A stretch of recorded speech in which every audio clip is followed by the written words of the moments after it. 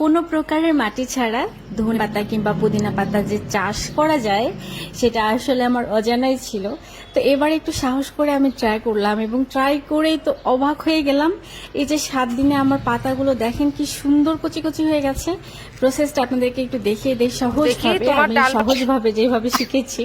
এরকম বড় সাইজের একটা আমি ঢাকনাওয়ালা বক্স নিয়ে নিয়েছি। তো এখন আমি একটা শোল্ডারিং আয়রন দিয়ে আমি এভাবে একটু ছিদ্র ছিদ্র করে নিলাম। তো এটা আপনারা মোটা কিছু একটা আয়রন টাইপের লোহা টাইপের কিছু থাকলে সেটা একটু গরম করেও কিন্তু এটা করতে পারবেন।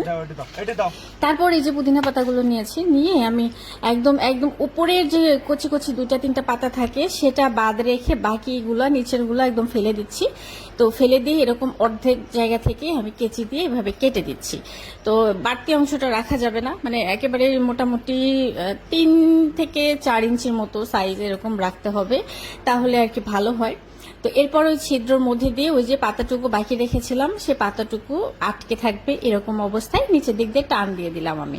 তো এভাবে করে আমি মোটামুটি সবগুলোই আস্তে আস্তে এভাবে ভরে নিয়েছি ছিদ্রগুলোর মধ্যে দিয়ে। আর এই যে দেখেন নিচের দিকে কিন্তু অনেকখানি ডান্ডি কি মানে ডাঁটাটা আর কি বড় হয়েছে। তো পরে আমি এগুলো আর কি একবারে হাতের মধ্যে ধরে সাইজ অনুযায়ী সমান করে এভাবে কেচি দিয়ে কেটে দিচ্ছি। এতে করে যেটা হবে যে সবগুলো সমান থাকবে এবং সবগুলো সমানভাবেই পানির সাথে অ্যাটাচ হয়ে থাকবে, কোনোটা বড় কোনোটা ছোট হবে না। তো সবগুলো সমান থাকলে সুবিধা হয়। এরপর বাটিটার 4 ভাগের 3 ভাগ আমি পানি নিয়ে নিয়েছি আর 1 ভাগ ফাঁকা রেখেছি। তারপর ঢাকনাটা এই যে দিয়ে দিলাম। দেখেন পানিটা কতটুকু গাছের শিকড়ের মানে ওই যে আপনার ডাঁটাটার মধ্যে ছিল, মানে ভিজেই ছিল বলা যায়। তো 7 দিন পর এটা আমি এখন উঠিয়ে দেখছি, দেখেন পানি কিন্তু টেনে এখন 4 ভাগের 1 ভাগ হয়ে গেছে। আর কত সুন্দর শিকড় গজিয়েছে মাশাল্লাহ।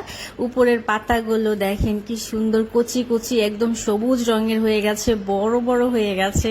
এটা দেখেই তো মন ভরে যায়, কোনো প্রকার পানি দেওয়ার ঝামেলা লাগে না কিংবা মাটি বালু মিক্স করার কোনো ঝামেলা লাগে না। একেবারে সহজ পদ্ধতিতে এভাবে কিন্তু ধনে পাতাও রাখা যায়।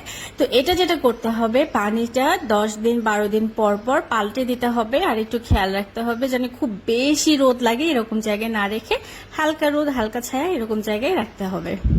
ভিডিওটা দেখে তোমরা কি বুঝলে আমি বুঝতে পারছি না। তো সেই জন্য আমি কিছু প্রুফ রেখেছি, জানি না উনি ফেক দেখিয়েছে নাকি সত্যি, কিছুই বুঝতে পারলাম না। যেমন প্রসেসে বলেছে আমি কিন্তু ঠিক তেমন প্রসেসেই করেছি, কিন্তু আমি একটা এক্সট্রা প্রসেস করেছি, যেটা হচ্ছে আমি মাটিতে লাগিয়েছি, যে দেখবো যে মাটিতে লাগালে হয় নাকি ওনার প্রসেসে করলে হবে। তো আমি দেখলাম যে ওনার প্রসেসে যেটা আমি করেছি একদমই হয়নি, এবং যেটা মাটিতে আমি লাগিয়েছি সেটাই দেখো কত সুন্দর সুন্দর এই যে কচি কচি পাতা গজিয়েছে। পাতাটা দেখেও নিশ্চয়ই তোমরা বুঝতে পারছো যে এটা একদমই নতুন গজিয়েছে পাতাগুলো, এটা কোনো কিন্তু ফেক নয়। তো উনি যেটা দেখিয়েছে সেটা আমার তো মনে হচ্ছে ফেক, জানি না কি, তবে আমারটা হলো না কেন আমি বুঝতে পারলাম না। তো চলো টাটা, তোমরা তোমাদের মন্তব্য এখানে